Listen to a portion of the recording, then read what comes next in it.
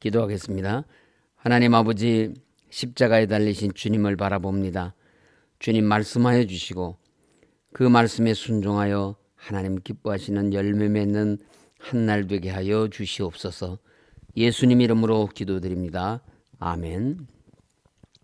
오늘 말씀은 아모스 2장입니다. 다윗이 바스바를 범한 후에 선지자 나단이 다윗 왕에게 찾아와서 어떤 부자가 가난한 사람의 집에 하나밖에 없는 어린 양을 빼앗아서 손님을 대접하였다는 이야기를 하였을 때 다윗은 크게 진노하였습니다. 다윗은 그 이야기가 자신을 두고 하는 말인 줄 꿈에도 생각하지 못했습니다. 실로 자신의 허물을 깨닫기는 이처럼 어려운가 봅니다. 하나님은 다윗 왕에게 어찌하여 네가 여호와의 말씀을 업신여기고 나 보기에 악을 행하였냐고 책망하셨습니다. 다윗이 무슨 말씀을 업신여겼습니까? 내 이웃의 아내를 탐내지 말라고 한 제10계명과 살인하지 말라는 제6계명을 어겼습니다. 모든 범죄는 하나님의 말씀을 경솔히 여겨 업신여기고 멸시하는 데서부터 시작됩니다. 아모스 선지자는 이방 나라들에 대한 심판으로부터 시작하여 북이스라엘의 심판 예언에 앞서 먼저 남유다에 대한 하나님의 심판을 선포하였습니다. 유다의 심판 이유는 유다가 하나님의 율법을 멸시하고 지키지 않았기 때문이었습니다. 4절에 의하면 유다 백성이 범한 첫 번째 죄도 여호와의 율법 즉 하나님의 말씀을 업신여겨 멸시한 죄였습니다.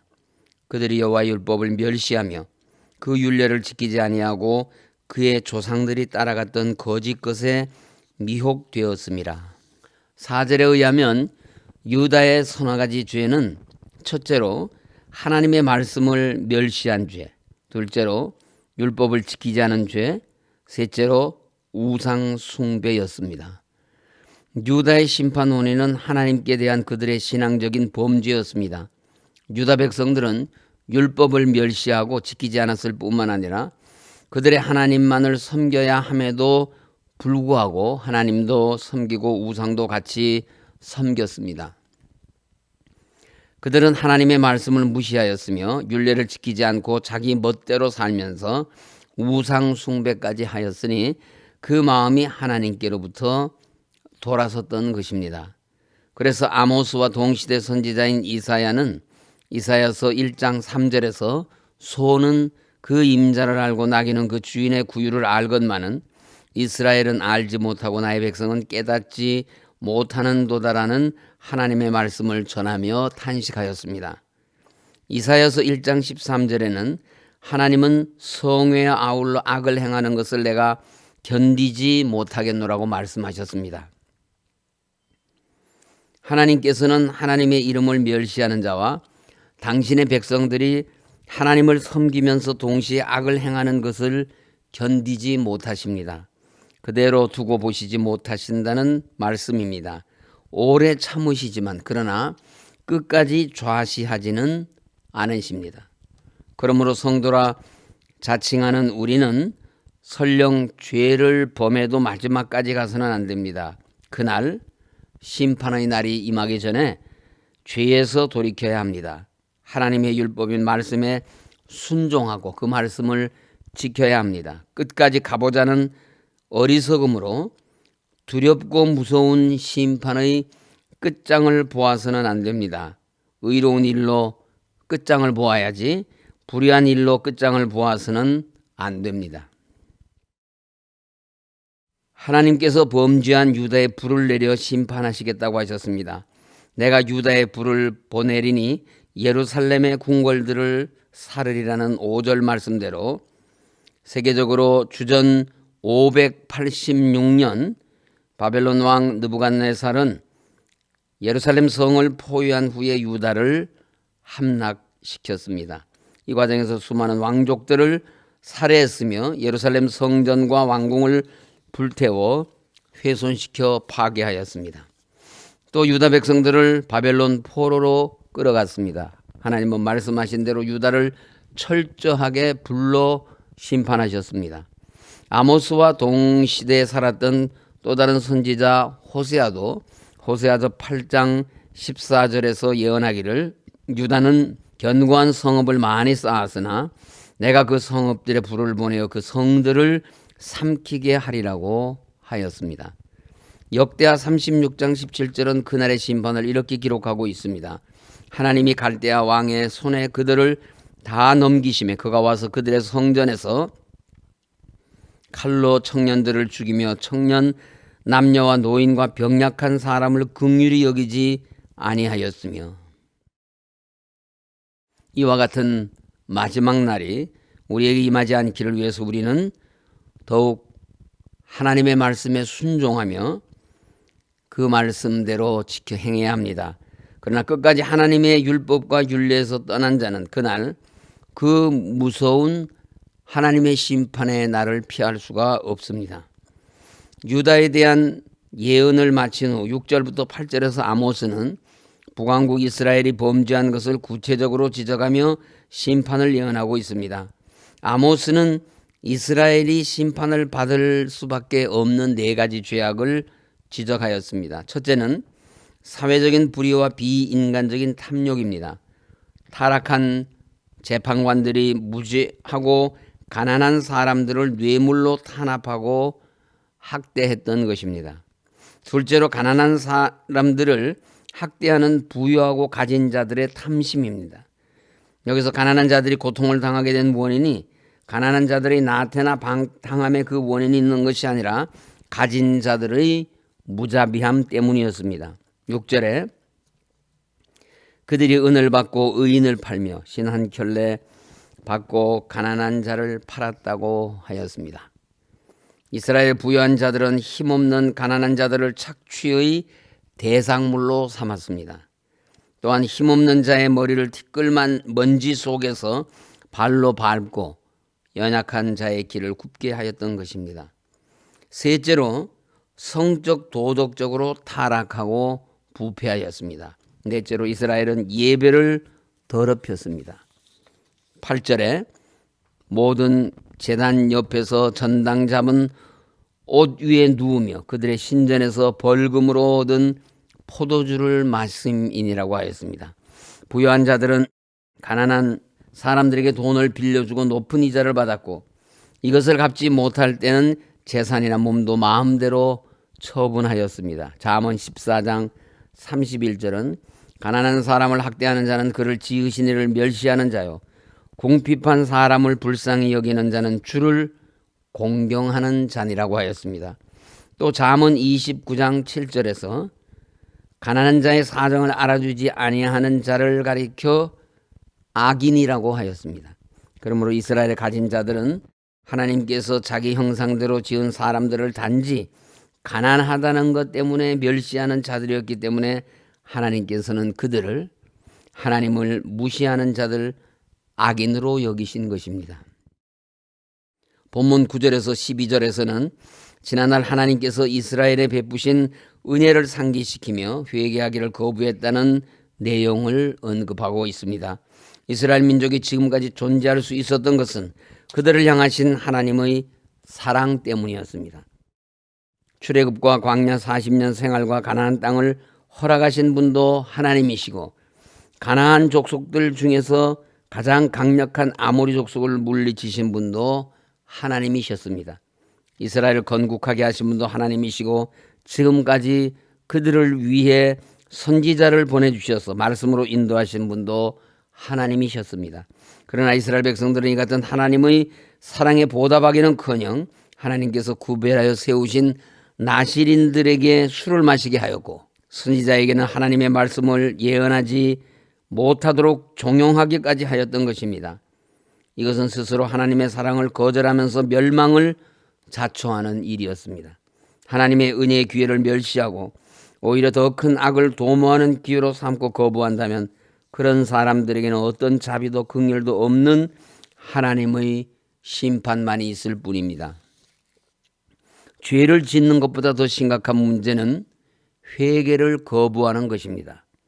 하나님은 이러한 이스라엘의 죄악에 대해 엄히 심판하시겠다고 경고하셨습니다. 13절부터 16절의 내용이 그것입니다. 13절은 과중한 곡식단을 실은 수레가 그 길의 모든 부분을 짓누르고 가듯이 하나님의 심판으로 그들이 무거운 짐에 억눌리듯이 신음한다는 뜻입니다. 이스라엘의 극심한 고통을 줄 하나님의 징계는 대적의 침략이었습니다. 14절에 빨리 다름박질하는 자도 도망할 수 없으며 강한 자도 자기 힘을 낼 수 없으며 용사도 자기 목숨을 구할 수 없음이라고 한 것은 하나님의 심판이 급속히 이루어져 아무도 그것에서 벗어나지 못할 것이라는 뜻입니다. 하나님의 심판에서 벗어나려는 어떤 방법도 소용이 없다는 말입니다. 하나님께서 심판하기로 작정하시면 아무리 강한 힘과 권세와 지혜를 가진 자라도 피할 길이 없습니다. 말씀을 마치겠습니다. 사람이 심판과 형벌에 이르지 않는 가장 좋은 방법은 의롭고 선하게 또한 거룩하고 성결하게 사는 것이지만 사람은 죄된 본성을 안고 태어나서 부지부식간에 혹은 알면서도 육신이 연약하고 죄악된 욕심에 이끌려 죄를 범하게 됩니다. 그러나 은혜의 하나님은 범죄하였다고 하여 바로 심판하시거나 파멸에 내던지지 않으시고 회개의 기회를 주십니다. 이 기회를 감사하여 죄를 자복하고 회개하여 죄 용서를 구하고 하나님의 뜻대로 살기로 다짐하면 은혜와 사랑의 하나님께서 용서하시고 축복하십니다. 바울은 고린도 후서 6장 2절에서 보라 지금은 은혜 받을 만한 때요 보라 지금은 구원의 날이로다라고 하였습니다. 지금 회개하고 구원 얻지 못하면 다시는 구원 얻을 기회가 없을지도 모릅니다. 심판의 예언을 말씀을 통해 거듭 듣게 하시고 주어지고 있는 이 때가 바로 구원받을 만한 때라는 것을 깨달아야 합니다. 하나님께서 심판하실 때는 어느 누구도 피할 수가 없습니다. 하나님을 피난처로 삼는 사람만이 그날에 임할 하나님의 심판을 피할 수가 있습니다. 하나님을 의지하고 하나님 한 분만을 섬기며 하나님의 크신 은총 아래서 오늘도 복된 하루를 시작하는 성도님들이 되시기를 간절히 소원합니다. 우리 이 시간 다 같이 합심하여 기도하겠습니다. 첫째로 우리 모두 사순절을 통하여 주님을 깊이 묵상하고 시험을 이기신 주님처럼 우리 모두 믿음으로 시험을 이길 수 있도록. 둘째로 담임 목사 청빙위원회를 통하여 하나님의 목회를 감당할 신실한 목회자를 찾아보내 주옵소서. 셋째, 이 나라가 참된 자유와 헌법 질서 위에 바로 세워지게 하시고 복음화된 통일조국 속히 이루어져서 땅끝까지 이르러 복음을 전하는 제사장 나라 되게 하옵소서.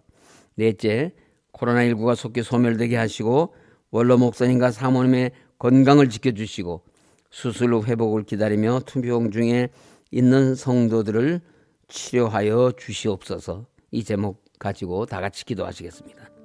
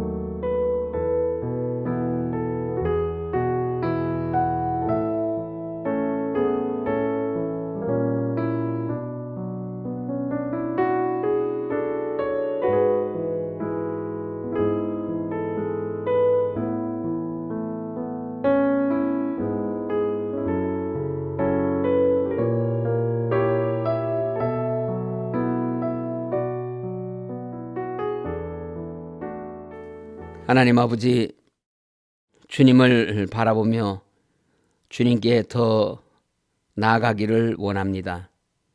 말씀으로 모든 시험을 이기신 주님을 본받아서 하나님의 말씀을 깊이 묵상하게 하시고 깨달은 대로 그 말씀에 순종하여 하나님을 기쁘시게 해드리는 저희들 되게 하여 주시옵소서. 담임 목사 청빙위원회 축복하여 주시고 하나님의 목회를 신실하게 감당할 목회자를 하나님께서 찾아보내 주셔서 온 성도들과 함께 기쁨으로 주님을 받들어 섬기는 우리 교회 되게 하여 주시옵소서. 나라를 위해 기도드립니다.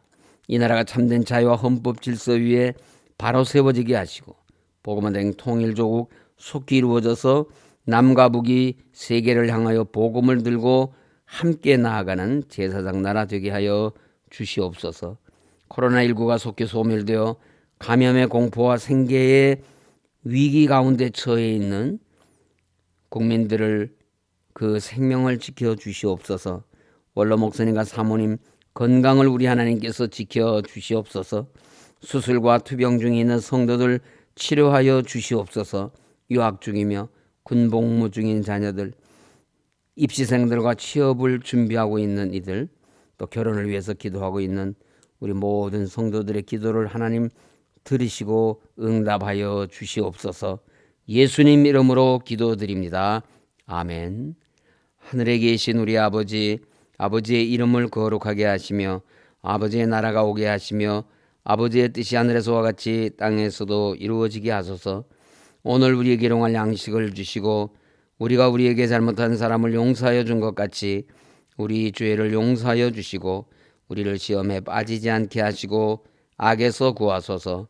나라와 권능과 영광이 영원히 아버지의 것입니다. 아멘.